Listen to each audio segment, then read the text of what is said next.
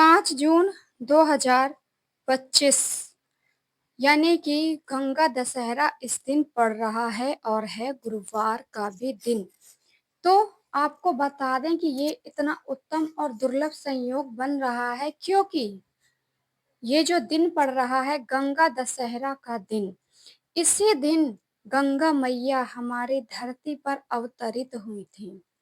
यानी कि उनका पहली बार आना हमारी धरती पर आज के ही दिन हुआ था और ये दिन हमारे पितरों के तर्पण के नाम से भी जाना जाता है क्योंकि भागीरथ ने जब गंगा मैया को लेकर आए थे तो अपने पूर्वजों के तर्पण के लिए ही लेकर आए थे। तो इसी दिन ही पूर्वजों का उनके तर्पण हुआ था। तो उसी माध्यम से हमारे पूर्वजों के तर्पण का भी दिन माना जाता है। बहुत ही उत्तम और दुर्लभ संयोग बन रहा है।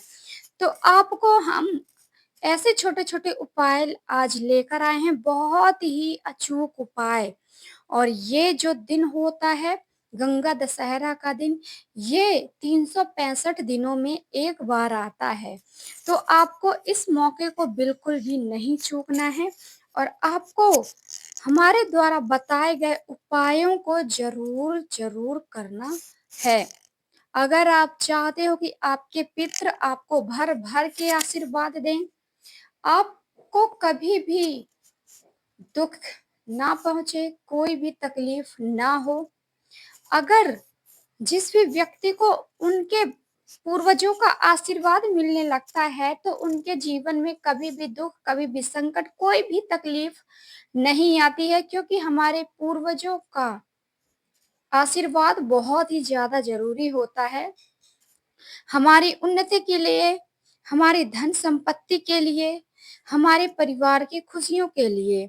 क्योंकि कई बार क्या होता है कि अगर आपके पूर्वज आपसे नाराज़ हैं, मतलब आपसे कोई भी भूल-चूक हो गई है और आपसे आपके पूर्वज नाराज़ हो गए हैं, तो कई बार कई सारे दुखों का सामना, कई सारी तकलीफ़ों का सामना आपको करना करना पड़ता है।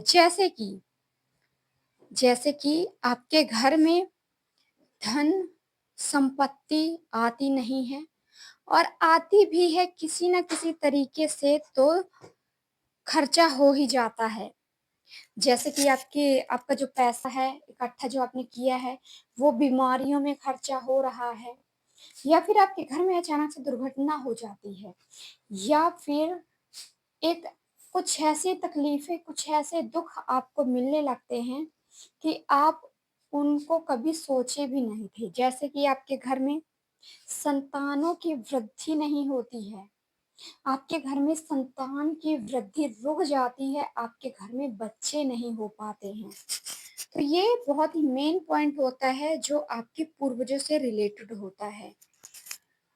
तो अगर आप चाहते हैं कि ऐसी तकलीफ़ों से आप ना गुज़रें और आपके घर में भी बच्चे हों, आपका वंश जो है आगे बढ़े, तो आपको ये जो उपाय हम आपको बताने वाले हैं, तो ये उपाय करते ही आपके पूर्वजों का आशीर्वाद आपको भर-भर के मिलेगा और आपके पूर्वजों का भी तर्पण हो जाएगा। अगर आपसे नाराज़ हैं, तो वो भी खुश हो जाएँगे और आपको आशीर्वाद देंगे। तो करना क्या है, कौन-सा उपाय आपको करना है कि आपके पूर्वज खुश हो जाएँ, आपके घर में माता लक्ष्मी का वास हो, आपके घर से नेगेटिव एनर्जी, नज़र दोष बाधा, भूत-प्रेत बाधा, सारी की सारी जो बाधाएँ हैं, वो दूर हो जाएँ। तो करना क्या है, आपको हम अपने पहले उपाय की तरफ लेकर चल रहे हैं। ये जो हमारा पहला उपाय है, इस उपाय के लिए करना क्या है, सबसे पहले तो आपको बता दें कि इस उपाय को आप गंगा दशहरा के दिन किसी भी टाइम कर सकते हो। यानी सुबह से लेके रात को 12 बजे से पहले आप कर लेते हो ये उपाय, तो इस उपाय का पूरा-पूरा फ़ायदा आपको मिल जाता है। और कौन-सा उपाय है, बहुत ही सरल सा, बहुत ही छोटा-सा उपाय आपको करना है। तो हमारे पहले उपाय के लिए करना क्या है, आपको लेना है गंगा जल। और सबसे पहले तो आपको बता दें कि कई सारे लोगों को तो पता होता है कि गंगा दशहरा के दिन माता तुलसी को गंगा जल अर्पित किया जाता है। ये तो पता होता है कि गंगा जल अर्पित किया जाता है, लेकिन उसका तरीका क्या होता है, कौन से तरीके से हम गंगा जल अर्पित करें माता तुलसी को, कौन-सी दिशा होनी चाहिए, ये सब बातों का आपको ध्यान देना होगा। तो आपको चाहिए गंगा जल किस तरीके से लेना है, ये भी एक नियम है।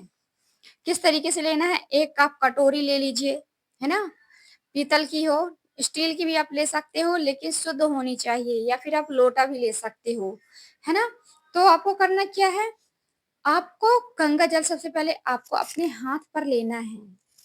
आपको दाहिने हाथ पर लेना है। सबसे पहले आप उल्टे हाथ में गंगा जल का डिब्बा जिसमें भी आपने बॉटल रखी है उसको लेंगे और उसी उल्टे हाथ से आपको सीधे हाथ में 5 बार गंगा जल डालना है। कितनी बार? 5 बार गंगा जल डालना है धीरे-धीरे करके और ये जो 5 बार आपने गंगा जल डाला है, चाहे जितना भी थोड़ा-सा भी गंगा जल हो, लेकिन 5 बार डालना है। और इस गंगा जल को जो आपके सीधे हाथ में है, इस गंगा जल को आपको डालना है, जो आपने कटोरी ली है या फिर लोटा लिया है, उसके अंदर डाल देना है। और इस गंगा जल को आपको जाना है माता तुलसी के पास। माता तुलसी के पास जाना है और जो आपने गंगा जल लिया है 5 बार उस उसी गंगा जल को आपको 5 बार धीरे-धीरे करके माता तुलसी को अर्पित करना है और जब आप गंगा जल अर्पित कर रहे होंगे, तो आपको अपना नाम लेना है, अपने गोत्र का नाम लेना है और आपको अपनी प्रार्थना कहनी है, अपनी मनोकामना कहनी है माता तुलसी को और गंगा जल अर्पित कर देना है। आपकी जो दिशा होगी, आप दक्षिण की साइड मुख करके आपको गंगा जल अर्पित करना है। कौन-सी दिशा? दक्षिण की दिशा आपका मुख होना चाहिए। इस चीज़ का ध्यान दीजिएगा। तो है ना बहुत ही सरल सा उपाय। अगर आपके घर में गंगा जल है तो ये बहुत ही ज़्यादा सरल उपाय है। इसमें ना तो ज़्यादा आपका टाइम बर्बाद होता है और ना ही आपको और भी कुछ चीज़ों की एक्स्ट्रा ज़रूरत पड़ेगी। है ना? बहुत ही छोटा और सरल सा उपाय था। तो चलिए हम ज़्यादा देर ना करते हुए हम अपने दूसरे उपाय की तरफ लेकर चलते हैं। और ये उपाय किस लिए है? ये उपाय आपके घर की रक्षा के लिए है। रक्षा करने के लिए यानी कि आपके घर में अगर नज़र दोष बाधा है, नेगेटिव एनर्जी है ना? कुछ भी चीज़ें हैं तो ये सारी की सारी चीज़ें दूर हो जाएँगी आपके घर से, है ना? और आपकी सबसे मेन बात, ये जो उपाय है आपकी मनोकामना को पूरी करने के लिए है। क्या चीज़? आपकी मनोकामना को पूर्ति के लिए है, आपकी जो मनोकामना है वो पूरी हो जाए इसके लिए है ये उपाय। तो इस उपाय के लिए थोड़ी ज़्यादा चीज़ों की ज़रूरत पड़ेगी हमें लेकिन बहुत ही ज़्यादा अचूक उपाय है। इस उपाय को आप किसी भी समय कर रहे हो। देखिए सबसे पहले तो आपको बता दें कि आज के दिन है गंगा दशहरा और आज के ही दिन पड़ रहा है गुरुवार का दिन और गुरुवार के दिन पीली चीज़ों का बहुत ही ज़्यादा महत्व होता है, पीली चीज़ों का। तो आपको लेना क्या है? आपको सबसे पहला जो चीज़ है आपको लेनी है इस उपाय के लिए वो है शहद। शहद आपको लेना है। दूसरी चीज़ आपको लेना है पीला चंदन क्योंकि गुरुवार का दिन है और पीला चीज़ों का बहुत ही ज़्यादा महत्व है, तो आपको लेना है पीला चंदन और थोड़ी-सी मात्रा में लेना है आपको गंगा जल क्योंकि गंगा दशहरा है, तो गंगा जल का उपयोग बहुत ही ज़्यादा ज़रूरी है, तो आपको लेना है गंगा जल। और फिर एक ऐसी चीज़ लेना है जो महादेव को सबसे ज़्यादा प्रिय है। कई बार मैंने अपनी वीडियो में बताया है।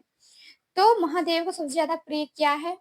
वो है बेलपत्र और इस समय में आपको बेलपत्र का कोई भी बहाना नहीं चलेगा क्योंकि ऐसा समय आ गया है कि बेल के हर पेड़ों पर, हर वृक्ष पर नए-नए पत्ते आने लगे हैं धीरे-धीरे करके। तो आपको तो बहुत ही आसानी से अब मिल जाएगा बेलपत्र। तो एक बेलपत्र लेनी है और करना क्या है, जो आपने गंगा जल लिया है, थोड़ी-थोड़ी करके इस गंगा जल को आपको बेल पत्री में तीनों पत्तियों के ऊपर गंगा जल आपको लगा देना है उल्टे साइड जिस तरीके से आप लगा रहे हैं, है ना? आपको उल्टे साइड बेल पत्र के उल्टी साइड आपको गंगा जल लगाने हैं पूरी अच्छी तरीके से और फिर जो आपके पास पीला चंदन है, पीले चंदन का पेस्ट आप बना लीजिए थोड़ा-सा, कैसा? थोड़ा-सा पेस्ट बना लीजिए सबसे पहले। आप गंगा जल डाल के भी पेस्ट बना सकते हो या फिर शुद्ध जल डाल के भी पेस्ट बना सकते हो। अब सबसे पहले करना क्या है, जो बेलपत्र की बड़ी वाली पत्ती होती है, सबसे बड़ी वाली, उस पत्ती में आपको लगाना है शहद। क्या लगाना है? शहद आपको लगाना है बड़ी वाली पत्ती में। हमेशा जब भी आप लगाते हो तो बड़ी वाली पत्ती में ही शहद लगाया जाता है, आप उसी में लगाइए। और फिर पीला चंदन का पेस्ट आपको लगाना है, जो 2 छोटी-छोटी पत्तियाँ बेल की बची हुई हैं। बेलपत्र की जो छोटी-छोटी पत्तियाँ बची हुई हैं 2, उनमें आपको पीला चंदन लगा देना है, उसी साइड पे, उल्टे साइड पे। और हरा जो वाला जो पार्ट है वो बिल्कुल भी नहीं दिखना चाहिए। अच्छे तरीके से आपको पीला चंदन लगा देना है। और इस सजी-सजाई बेलपत्र को लेकर जाना है आपको कहाँ पर? महादेव के शिवलिंग के पास। आप 1 लोटा जल ले लीजिए और ये बेलपत्र लगा दीजिए, रख लीजिए। और इन चीज़ों को लेकर जाने के बाद आपको महादेव के पास जब आप जा रहे हैं, चले गए हैं, फिर आप इस बेलपत्र को महादेव को समर्पित ना करके आप समर्पित कहाँ करते हैं? माता अशोक सुंदरी को समर्पित करते हैं, तो आपको 2 गुना तेज़ी से इसका फल प्राप्त होगा। क्योंकि महादेव की बहुत ही ज़्यादा प्रिय पुत्री हैं माता अशोक सुंदरी। तो ये बेलपत्र आपको माता अशोक सुंदरी को अर्पित करना है और 1 लोटा जल आपको महादेव को अर्पित करना है। महादेव को अर्पित कर दीजिए ये 1 लोटा जल श्री शिवाय नमस्तुभ्यम का जाप करते हुए और अपनी मनोकामना को बोल दीजिए। ये उपाय आप कर लेते हैं तो आपकी सभी की सभी मनोकामनाएँ पूरी होती हैं और आप जो चाहोगे वो आपको ज़रूर मिलेगा। तो ये उपाय पूरी सच्ची श्रद्धा से, सच्चे भाव से कीजिए। साथ ही साथ मेरी वीडियो को लाइक, चैनल को सब्सक्राइब करना ना भूलें। राधे राधे, जय श्री कृष्णा। जय हो महादेव की, जय हो भोलेनाथ की।